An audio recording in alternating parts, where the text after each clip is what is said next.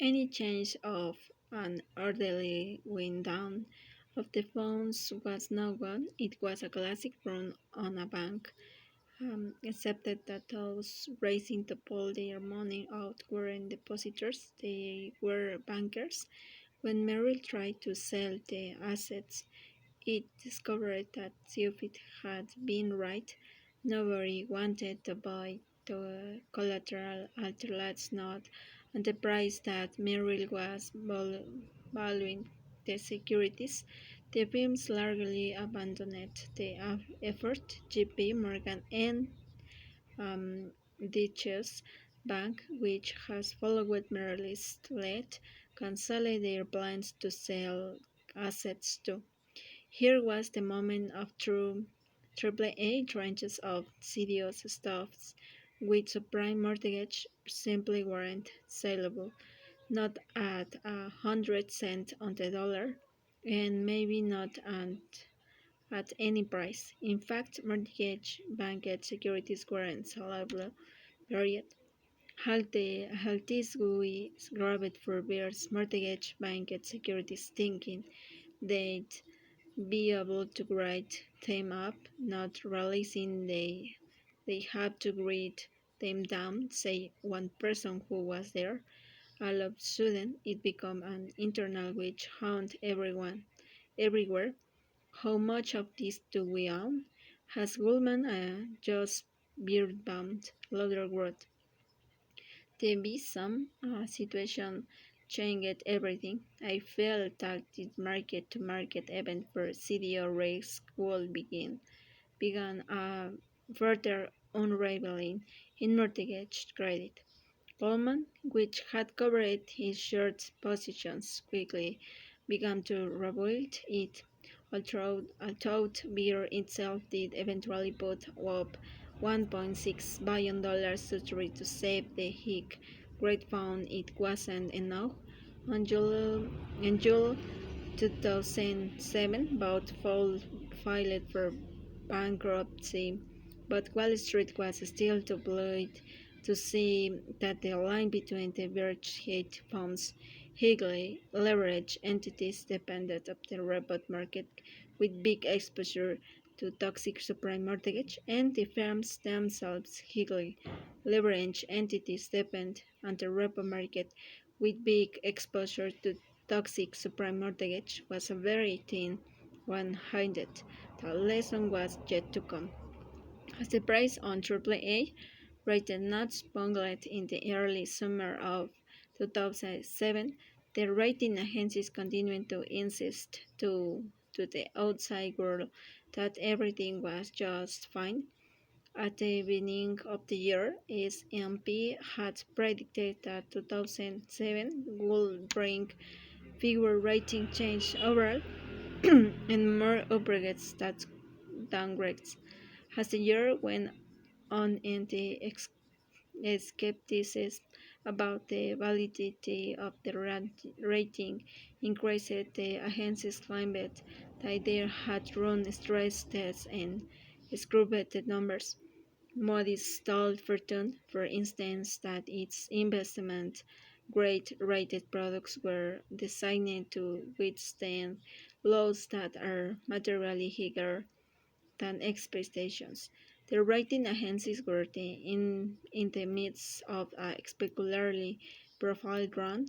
The first half of 2007 was the strongest we had in 5 years. Moody's CEO Ray Max Daniel would later say its revenue had hit $1.2 billion over that period. Why? Because the Wall Street firms could halt to see handwriting on the wall, with the ABX declining and AAA trades faltering. The CDO business was soon going to shut down, so Wall Street raced to shop as many CDOs out the door as it could. Firms like Goldman wanted to get the bad paper of their own books out of someone else while there was still time. In that same 6-month period, From January to June 2007, CDO's insurance peaked at more than $1 billion. Bankers are under enormous pressure to turn their warehouses into CDO's notes. Eric Kolchiski, the Morris executive in charge of writing, said Paget, CDO's growth in August 2007 emails. Amazingly, the rating agents continued to facilitate that effort by rating rate chunks of this deal AAA. Had the agencies noticed the increasing early payment defaults that had um, started in 2006, of course, CMP and Moody's had responded by increasing the amount of credit enhancement required to get investment grade ratings on securities backed by subprime mortgage. But has the Senate Permanent Subcommittee on Investigation will later point out neither agency went back to test all mortgage-backed securities or all CDOs using this new methodology.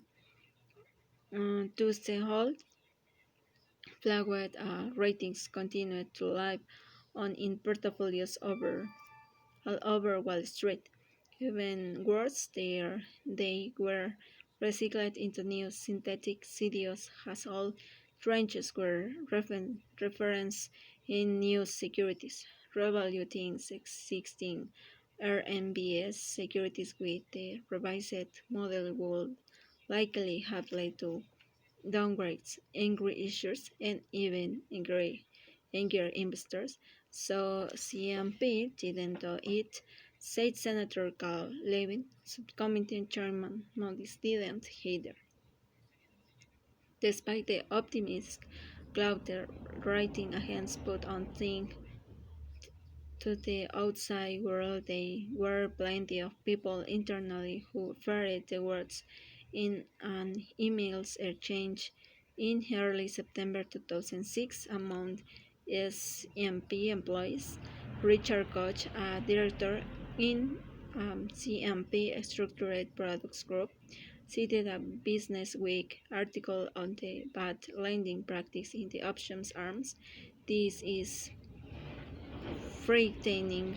It reeks of a great unregulated brokers and not so prudent lenders have our friends with large portfolios of these mortgages are preparing for the inevitable.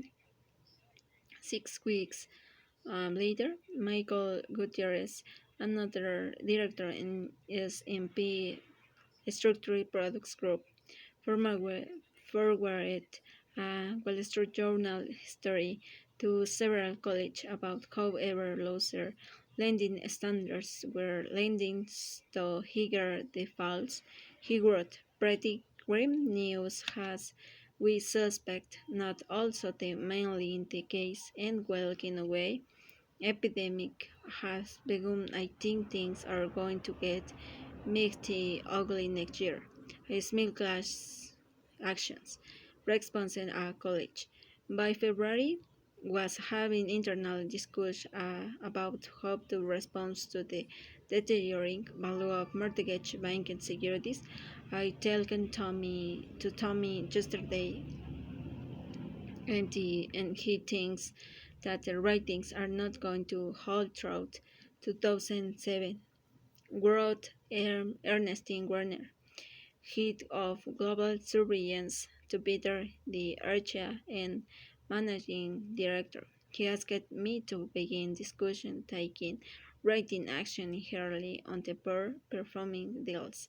She continued, I have been thinking about this for much of the night. On March one unnamed employee at sent this in emails to give you a confidential stand among friends. The Supreme Broha is reaching serious levels. Tomorrow morning, gay members of the RMBS rating division are Studel to make a presentation to Terry McGraw, CEO of McGraw Hill Companies, and his executives committee on the entire supreme situations and how we rated the deals and are preparing to deal with the fallout downgrades.